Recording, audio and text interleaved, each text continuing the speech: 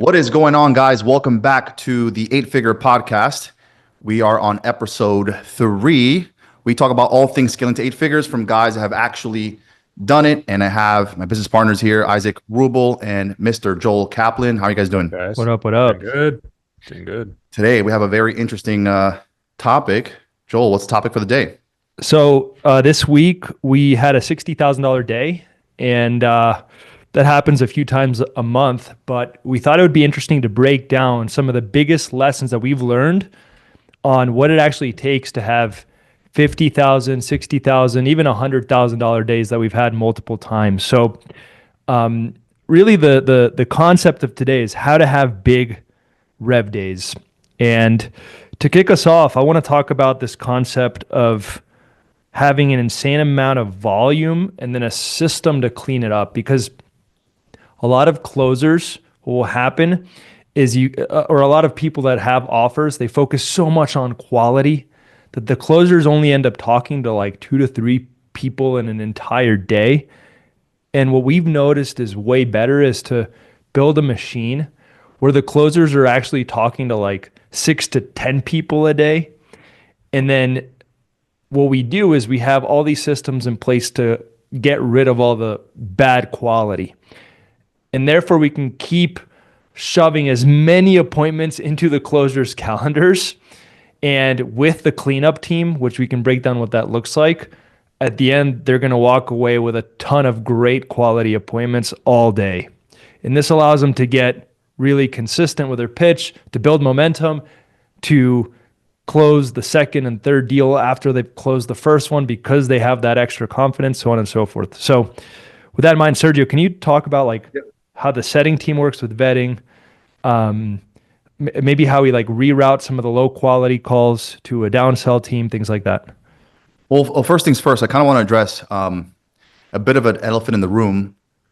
Closers are going to tell you that they're going to want more quality, less appointments, but we've tested that, and the reality is it's just not true. When they're sitting down, twiddling their thumbs all day, and they only have 3 calls, they're not able to build momentum. They're not able to get to the point where they're in that flow state. And so, to Joel's point, it's better to get to the point where they're, if not double booked, you could even take it to the point where you're triple booking, which has been one of the hacks for us.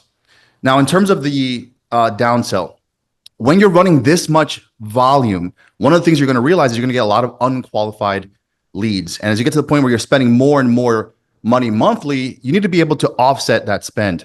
And so one of the things that has been an absolute game changer for us is having a downsell offer with a completely separate sales team so that your core sales team is not distracted. They're focused on selling one thing. And that downsell sales team, their goal is just simply to liquidate spend 1-to-1.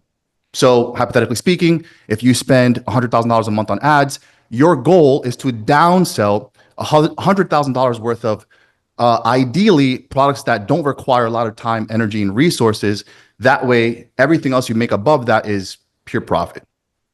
Maybe then, Isaac, you could talk about the idea around a downsell and some of the products that we push. Yeah, so as we're running traffic to these offers, generally the leads get split into 3 distinct categories. You have the very, very unqualified people, which we actually direct book into a downsell right off the funnel. We don't even let that group of people book in with our closer team. If we notice based on their survey answers that they're extremely unqualified, we book them direct with the downsell team. Then above that, you have your gray area. These are people that are middle of the ground, qualifications, or depending on the outreach to them, maybe they don't answer their phone, maybe they're not picking up for the setter team. Those are ones that it's the setter team's job to pick through and differentiate which bucket they belong into. So some of those are going to get sent to closers. They may be rebooked for another time on the calendar after the setter talks to them, or they may be pushed out to the downsell team. And then obviously there's the highest tier, income qualified, all their survey answers look great. They're responding to setters. They confirm their appointment. Obviously those just talk to closers and get closed. But having the buckets and having the 2 separate teams has been crucial, because in the past we've tried having the closers, do the downsells, and you end up it's a huge distraction. The closers just end up wasting their time selling an offer that's not worth as much.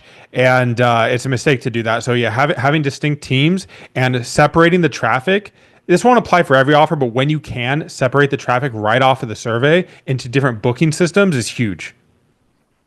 And on some offers, we even automatically DQ one of the tiers where they're not even allowed to speak to anyone.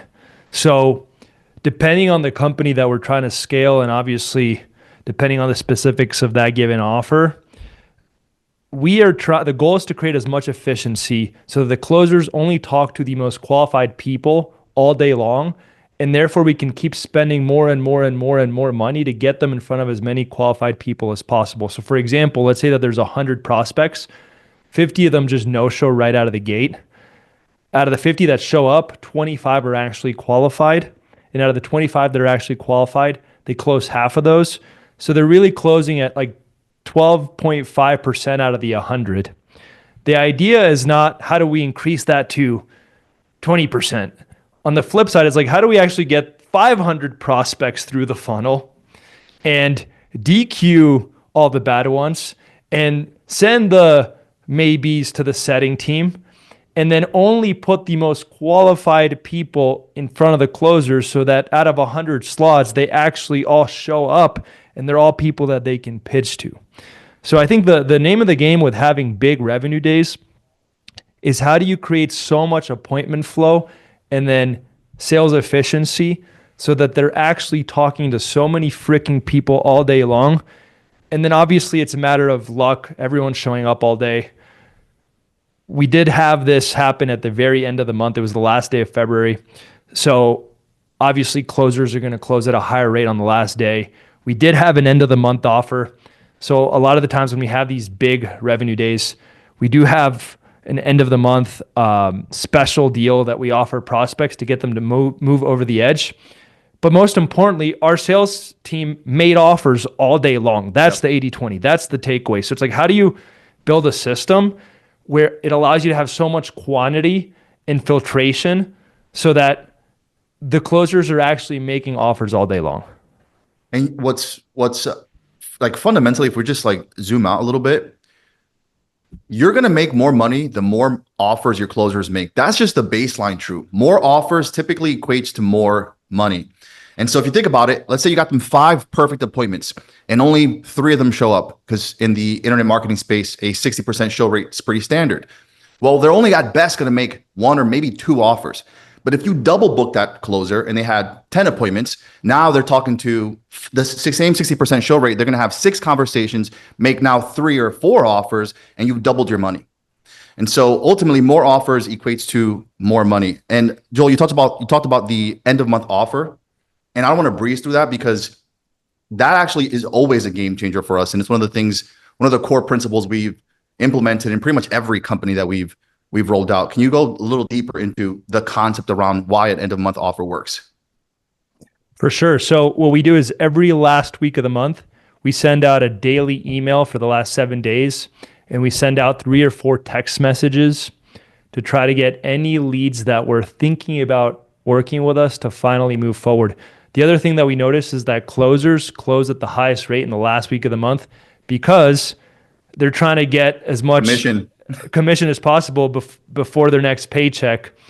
And if you've been in the high ticket space long enough, you also notice that the first week of the month is also the worst by far. And we've actually, funny enough, tried to build crazy bonuses the first week, but it doesn't actually, it's like closers just want to break after going really hard. But it's like, how do you incentivize that last week? So having an end of the month offer and also setting up bonuses, which you can talk about, Sergio, for the sales team, gets prospects to really just buy and make that decision with urgency. So the opposite is also true. So guys, I've sold everything from a couple $100 thing all the way up to things that cost tens of thousands of dollars. And what I've noticed, especially if you sell more in the B2B high-end space, prospects towards the end of the month, they're business owners just like us, right? They're also like, oh, you know what? I've been putting off this thing for the last 3 months. We're heading into March. I'm going to just bang this out real quick.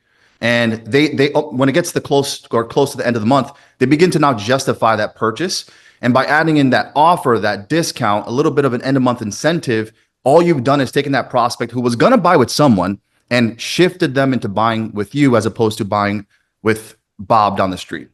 Yeah, and a lot of people forget to do these monthly things that will increase revenue. Like you can't just look at an offer on like a week to week basis. You actually have to look at it on a month to month basis. And one of the things that we added in addition to the end of month like offers, end of month reactivations was also live webinars, and those have performed really well. Like these are bumps to your revenue that people just forget about. I don't know if it's out of laziness or they just don't know, but live webinars in addition can also there's no overlap either. Like these reactivations, they get a certain segment of the market, and then doing a live webinar because it's a different buying behavior. Not everybody in your ecosystem is ready to just book on a call through a link or talk to a setter. But if you send out email, text promoting a live webinar, they can hop on. You get different segments of your market on the phone, and you close entirely different groups of people than you normally would. So one of the things that I would highly, highly, highly recommend when doing a live webinar, and by the way, guys, we have done these live webinars and gone to the point where we've had 100K days. And if you are the CEO of the company, I highly recommend it be you leading that webinar. Now, a lot of you guys might be asking why. You have a full-blown sales team. Why don't you just delegate it to someone else? Well, part of the benefit in doing a live webinar is that you get to build trust with the founder of the company. And it is the most scalable leverage thing you could do. Imagine getting a couple hundred people of your ideal client avatar on a call, and you get to take them through a sales presentation, answer all of their FAQs, show them case studies, testimonials, and then make them a discounted offer as an example at the end. You're going to have big, massive revenue days. And so highly recommend if you're the CEO of the company, doing it live yourself. And by the way, I know that live monthly webinars have become more mainstream as of recent, but just as a heads up, guys, we first did this way back when, years ago, like 3 or 4 years ago, and we launched an offer called Remote Skills, where Sergio was teaching people how to become remote closers. We ended up shutting that down to focus in on Agency Lab, just because back then Agency Lab was just taking off. But we've been doing this now for years. And last year we had an investment offer where we realized if we run that monthly webinar, and it's really just a Zoom call. We obviously have automations. Isaac can speak more on that. But it really helps people convert and have that sense of urgency. One of the other things I want to talk about, guys, is this idea of less is more when it comes to closers. I think a lot of people think that in order to have these big revenue days, you need a massive sales team. But what we've actually noticed is we'd rather have 2 closers that are extremely well fed or 3 closers that are extremely well fed with a big team to help them vet the calendar and again, clean up so that we could just flood as many appointments as humanly possible into the system, have the setters literally vet calls before they happen with a closer, clean them out, have any tier 2 or tier 3 calls that aren't as qualified go to a completely separate team. And now we're able to spend a lot of money on a select number of closers, and they're making offers all day long. So the name of the game is efficiency when it comes to closers. And what happens is when you have 2 or 3, they're way more loyal because they're getting fed all day. That's ultimately what they want. They want to make money consistently. Number 2, they get way more momentum because they're pitching people all the time, and they make more money, like I said. So they're happier overall. So, Sergio, I don't know if you can talk about that, but I think that's also why we're able to have these big days, is because we literally have one of our closers went 6 for 6. He literally closed, shout out to Adrian, he went 6 for 6 on that day. So it's like on a high ticket offer. So of course, that's going to be possible when you're making offers all day long, every day, day in and day out. Just to add one little note too, because I completely agree. You're gonna push your setters to do a bit of the grunt work, right? They're the ones following up on the no-shows, the reschedules, pushing appointments forward, which is a very quick little trick, by the way. But let's call it what it is. It's significantly easier for you to replace setters here and there as opposed to closers, especially the ones that have been with you for years and years. And so keeping them happy, keeping them flooded, getting them to the point where they're making good money is going to be a complete game changer for your business. And just to add on, not all booked out calendars are created equal. Like a lot of people, they'll book out a closer, is book them out with a bunch of appointments, run a bunch of ads, and they're like, oh, that closer's booked. It's time to hire another closer.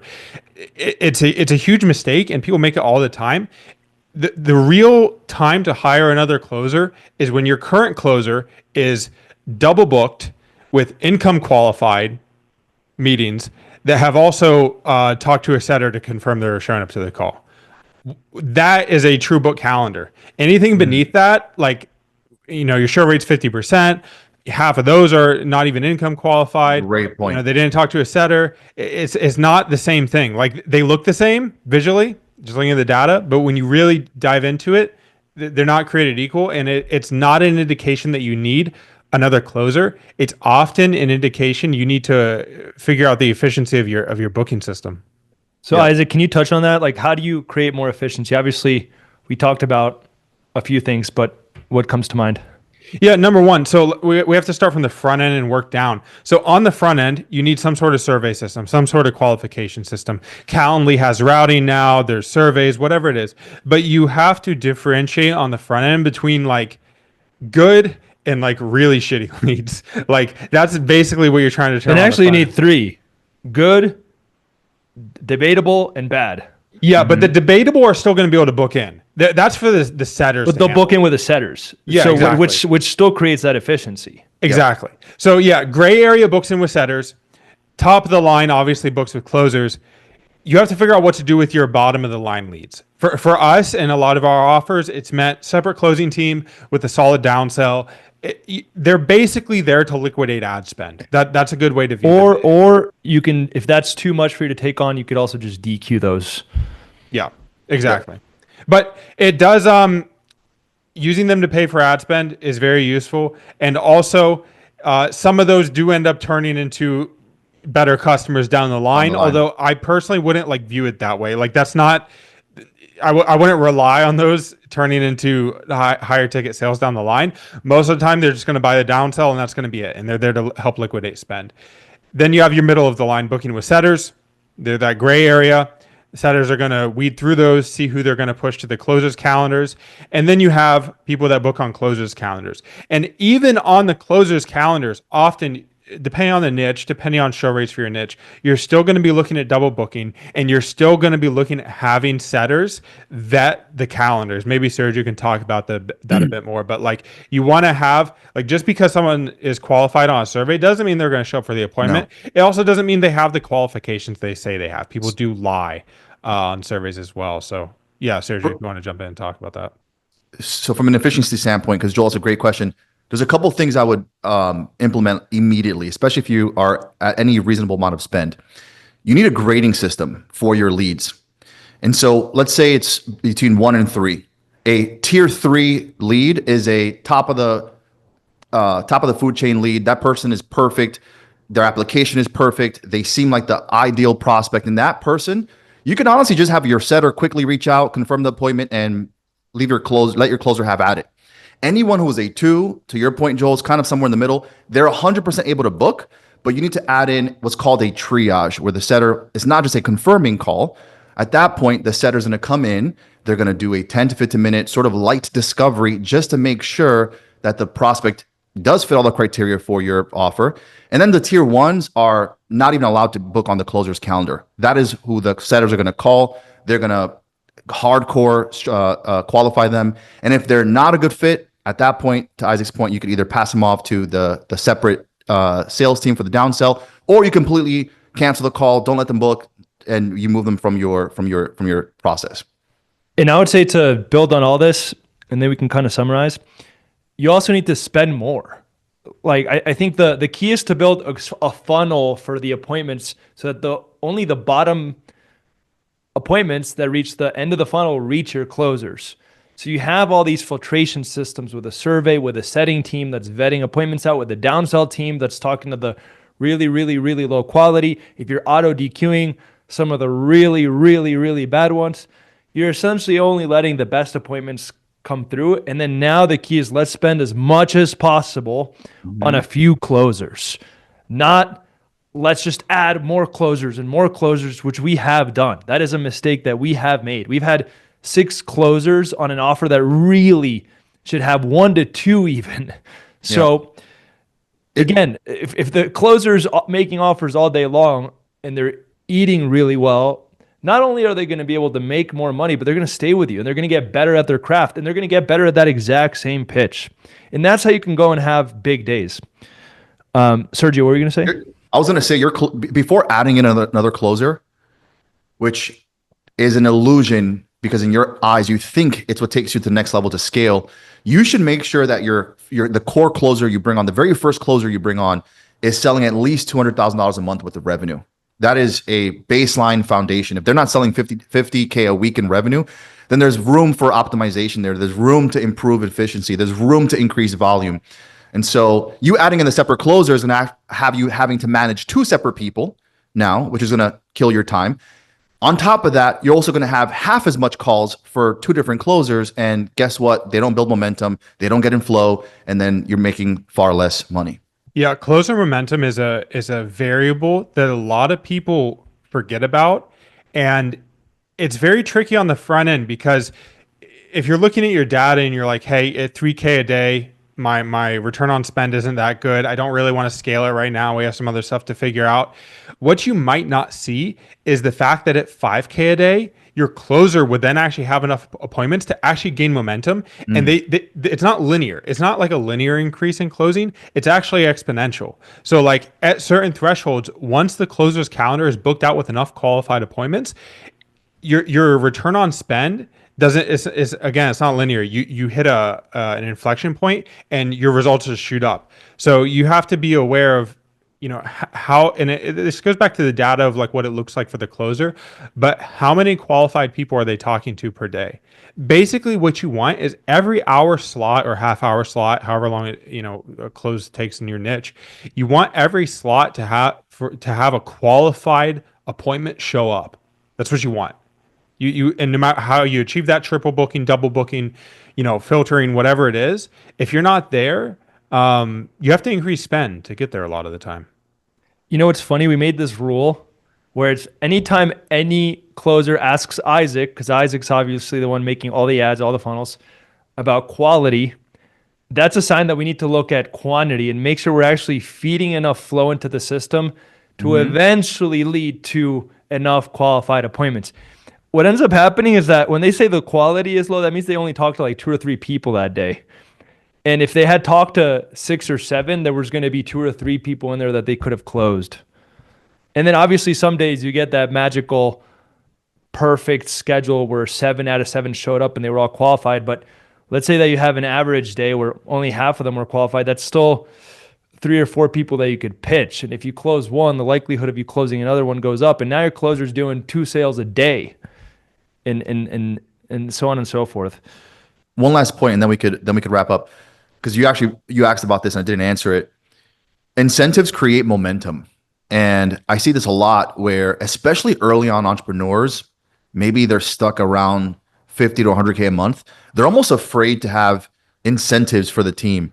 Whereas I would argue we incentivize team too many. Yeah, but I completely think it is a must have. What are some of the incentives? So we have hat trick bonus. If you close more than 3 deals a day, you get a bonus. If you're top setter for the week and for the month, you get a bonus. Top closer for the week and for the month, you get a bonus. We'll have Chipotle for the whole team. Yeah, we have some random ones. Like if the sales team's on a run, we'll be like, yo, if we close one more, everyone gets Chipotle. Next deal gets extra $100. The deal after that gets an extra $200. We're trying to hit them with some dopamine at all times, especially when things are going well. Yes. You want to ride that momentum. That's why I say incentives create momentum. And what's a very important distinction here is that not all incentives are financial. I've also done bonuses where it's a status play for some of our closers. I've done bonuses where it's maybe you pay for them to go on a dinner with their wife. Those sort of things also go a long way. But don't be afraid to have incentives for your team. It is a complete game changer. They're going to thank you for it. It also lightens the energy. It creates this flow. The culture is more dialed in. So absolutely having incentives, which you asked about, Joel, but I didn't answer it. So it's a great point, bro.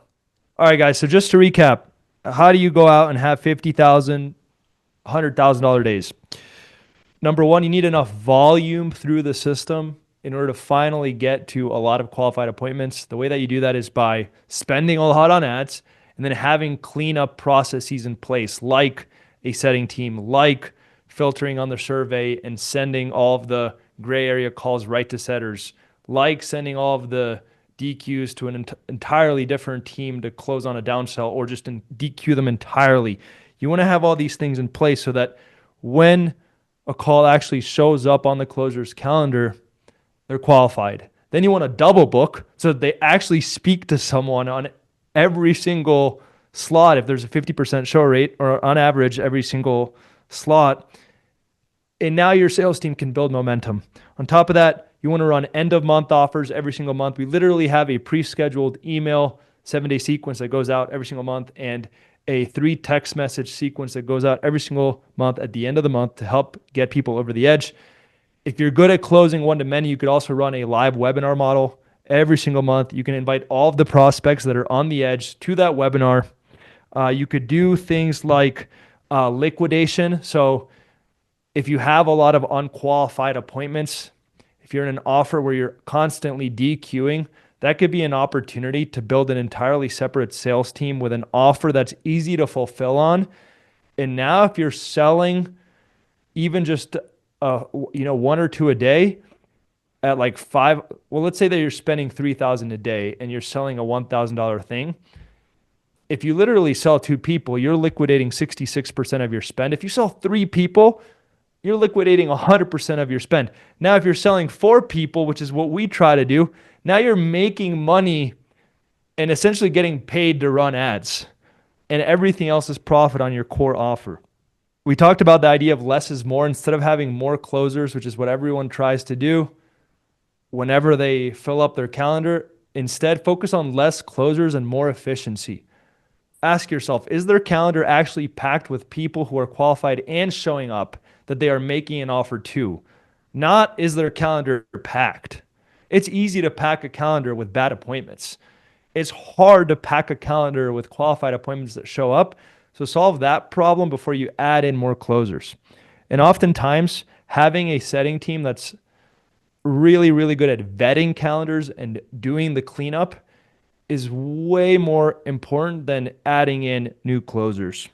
Oh, and then last but not least, have incentives for your sales team at all times, especially when there is already some momentum. So for example, on that last week where we have that end of the month offer, we have a special bonus just for that week to help them close all the people that are already thinking about buying. But on top of that, you could do hat trick bonuses. You could have that for any day of the week. You could have top closer of the week, top setter of the week.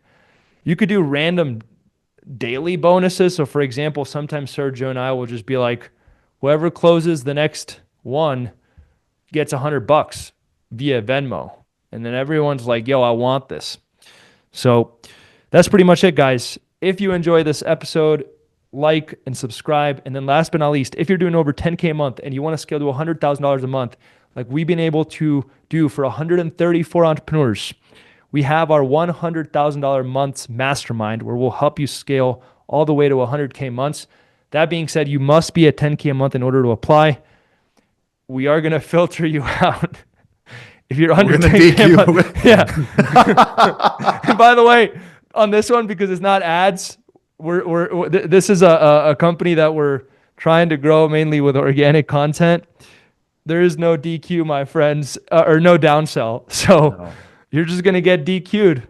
And don't lie, okay? Because we will find you and we will not let you book ever again.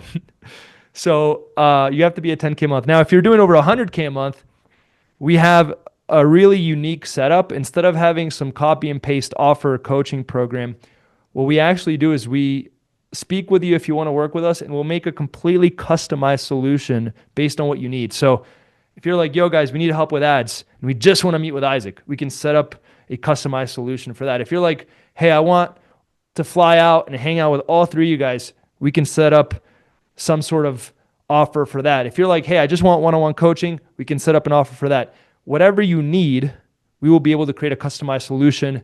We believe that that's better for the more advanced people. So that's how we've set it up. There's no like standard mastermind, but we can absolutely still help you to scale to multiple 7 and even 8 figures. So make sure to click the link below, apply, and we'll see you guys on episode number 4.